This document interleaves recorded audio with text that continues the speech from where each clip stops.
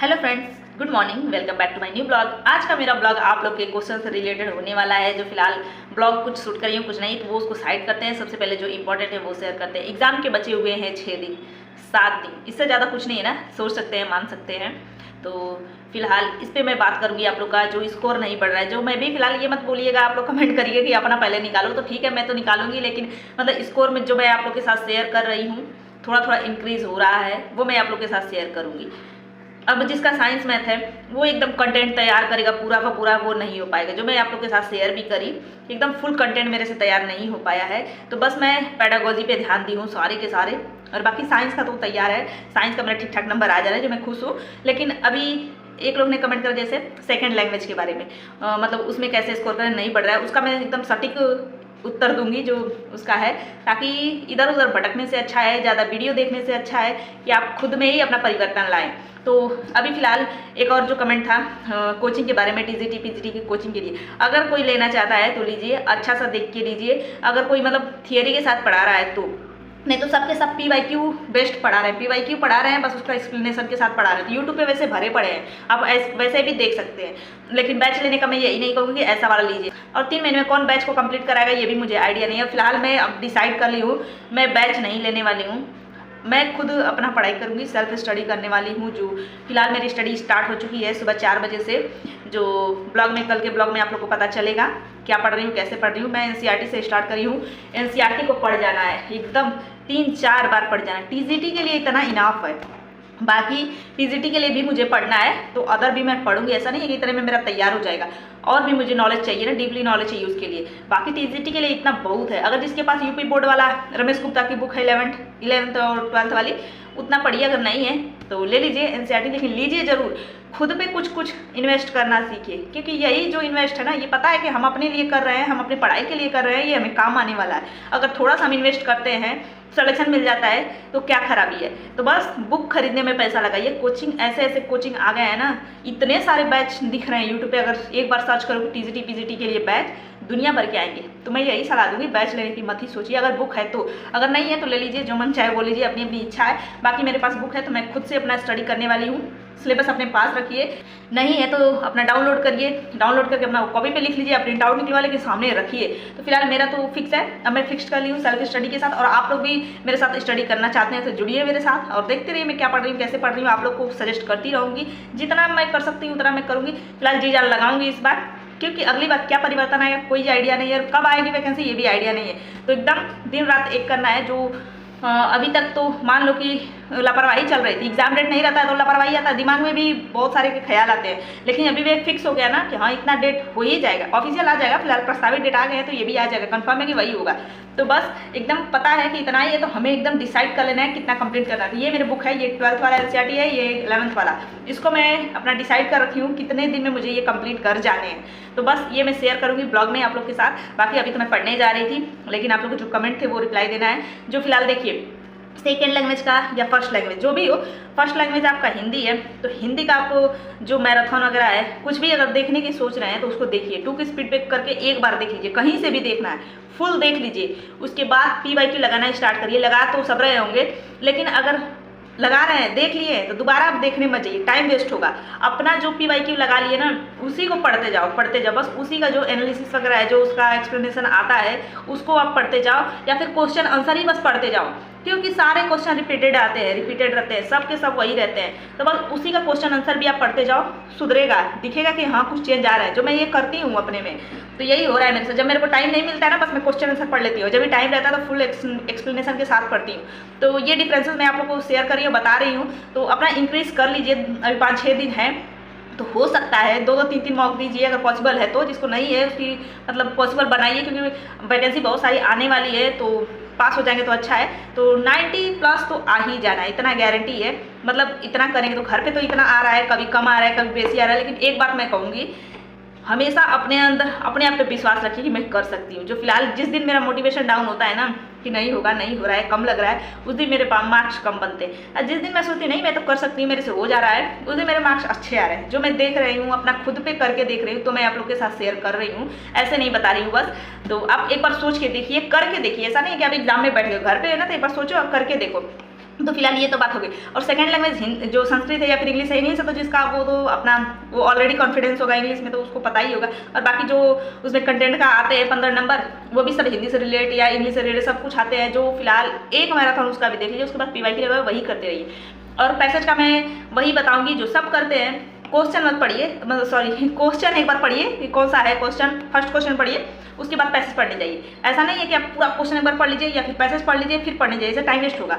मैं time manage करने की कोशिश करें, और टाइम हम पता है कि 2.5 घंटे होता है, मुझे भी पता है, लेकिन ना 2 घंटे में करने की कोशिश कर रही हूँ मैं। जो घर में ना 2 घंटे में इजिली एकदम आराम से हो जा रहा है मेरा, जो मैं बहुत खुश हो रही हूँ। वहाँ पे पता है कि 2.5 घंटे का रहता है, लेकिन फिर भी टाइम कम पड़ जाता है, पता नहीं क्यों। और यहाँ पे 2 घंटे में मैं कर जाती हूँ। तो यही सोचने वाली बात है। वहाँ पे डर रहता है या फिर क्या रहता है जिसकी वजह से मेरा टाइम मैनेज नहीं होता, पता नहीं, लेकिन घर पे मैं कर जाती हूँ।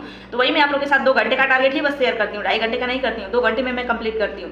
तो फिलहाल जब एग्जाम आएगा तो देखेंगे क्या हो रहा है। तो आप देखिए संस्कृत का जो आप उसमें जो क्वेश्चन लिखा रहता है, उसमें एक वर्ड पकड़िए जो उस क्वेश्चन का मेन वर्ड होता है, उस वर्ड को पकड़िए, उस पैसेज में ढूंढिए, उस पैसेज में जहाँ लिखा रहेगा उसी लाइन को बस पढ़िए। सारे के सारे जो ऑप्शन विकल्प दिए रहते हैं ना, उसी लाइन में मिल जाएंगे।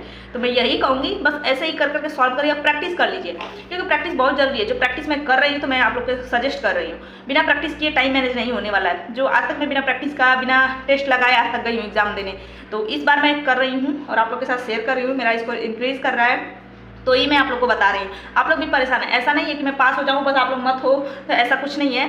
लेकिन होता है ना, अगर मेरे को पता है कि मैं ये कर सकती हूँ तो मैं आप लोग को क्यों ना पहले बता दूँ, ताकि आप लोग भी कर जाओ अच्छे से। नहीं तो फिर बाद में बताने का क्या ही मतलब है कि फिर सोचोगे आप लोग कि जानती थी कर ली लेकिन बताई नहीं। तो फिलहाल मेरे को जो पता रहता है मैं बता देती हूँ, ऐसा कुछ नहीं है। तो बस आपको आइडिया हो गया होगा कैसे करना है। तो एक बार मैराथन देख लीजिए, नहीं देखिए तो फुल देख लीजिए, किसी का देख लीजिए। मैं कहूँगी जो शॉर्ट में जो सचिन एकेडमी का है ना 2022-23 ये वाला मैराथन है, उसमें शायद 7 है कि 8 मैराथन है। अगर जो फर्स्ट सब्जेक्ट वाला है तो EVS वगैरह सब कुछ होगा, तो उसमें से आप अपना सेलेक्ट कर कीजिए कौन कौन सा आपका सब्जेक्ट है। जो उसमें 2022 और 23 वाला है ना, वो देखिएगा। ऐसा नहीं कि ये 8 घंटे 10 घंटे वाला देखिए, वो है मैराथन 4 घंटे है, 2.5 घंटे है, 1.5 घंटे है, 2 घंटे है। ये CDP का बस 4 घंटे है, बाकी सब 2 घंटे, 2.5 घंटे, 1.5 घंटे ऐसे वाले हैं। तो बस वही देखिए और कोई मत देखिए, इधर उधर मैं भटकने का सलाह नहीं दूंगी। आप चाहोगे 2 की स्पीड पे करके, उससे ज़्यादा रहता तो वो भी मैं तो कर लेती, लेकिन नहीं है। 2 की स्पीड में करके एक दिन में सारे मैराथन देख जाओ, चलते फिरते घूमते कैसे भी देखना है बस देख जाओ। अगर टाइम है, पॉसिबल है, आप खाली होकर देख रहे हो तो उसको लिखते जाओ, लिखते जाओ। ये मत सोचो कापी भर रहा है या फिर मैं नोट्स बना रही हूँ, कुछ नहीं, लिखते हुए देखते जाओ। बस मैं यही करी हूँ और यही करते जा रही हूँ। ऐसा नहीं, अगर मेरे को कभी डाउट लगता है कि मेरा नहीं हो पा रहा है या फिर मैं पढ़ भी रही हूँ अपना ना, लिखते हुए पढ़ रही हूँ, लिखते हुए, ताकि हाथों को भी पता चले मेरे कि हाँ यही है। तो बस ऐसा ही कर रही हूँ। तो आपका क्लियर हो गया होगा कैसे करना है, मतलब लैंग्वेज या फिर संस्कृत हो, हिंदी हो या फिर इंग्लिश हो, कोई भी अपना सेलेक्ट करने के ऊपर जो किया होगा।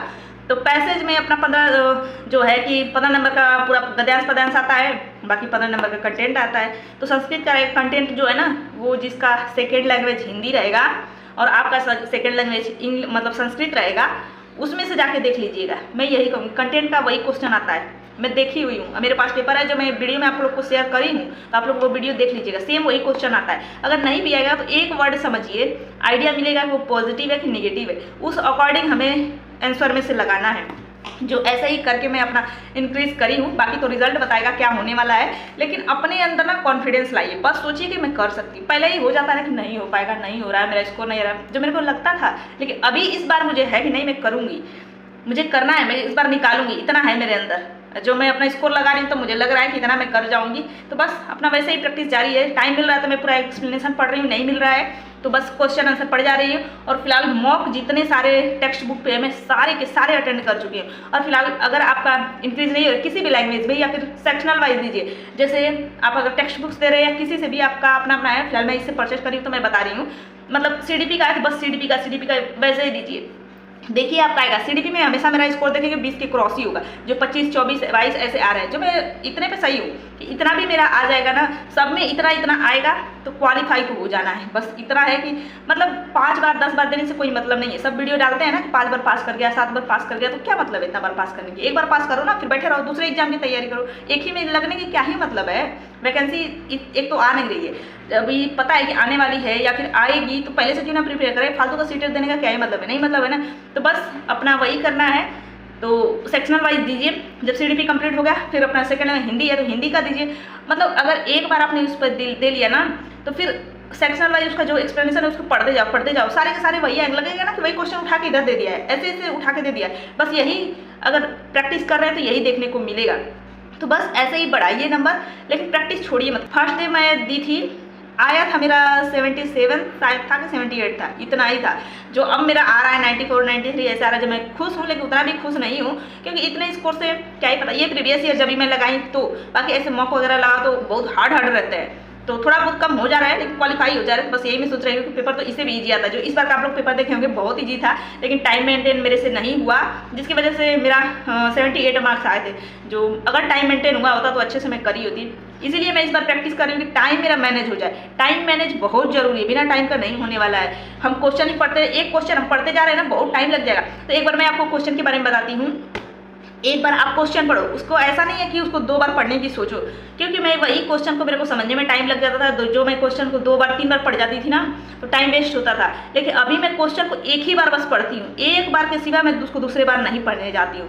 ऐसा पढ़िए कि एक बार में ही वो समझ में आए। जो अभी मैं प्रैक्टिस कर रही हूँ तो वैसे कर रही हूँ। तो एक बार में अगर नहीं समझ में आया, पढ़ते जा रहे हैं एकदम ध्यान से पढ़ते जा रहे हैं, नहीं समझ में आया तो फिर अपना पढ़ लिए। उसके बाद जो आंसर विकल्प दिए हुए हैं उसमें से पॉजिटिव नेगेटिव ढूंढिए, आपको उसी में समझ में आ जाएगा कि हाँ नहीं ये पॉजिटिव है, ये रहेगा ये रहेगा। बस एक कीवर्ड देखिए कि उसमें नहीं है या फिर सत्य वाला पूछा है या असत्य वाला पूछा है, तो बस इस अकॉर्डिंग ऑप्शन में से एलिमिनेट कर सकते हैं आप कि ये सही है क्वेश्चन, ये नहीं है, ये मतलब पॉजिटिव में है, ये नेगेटिव में। इस अकॉर्डिंग आप मार सकते हैं, लगा सकते हैं। बस मैं यही कहूँगी और आप लोगों को क्लियर हो गया होगा। इंक्रीज करना बहुत जरूरी है और टाइम मैनेज तो बहुत जरूरी है, बहुत जरूरी है।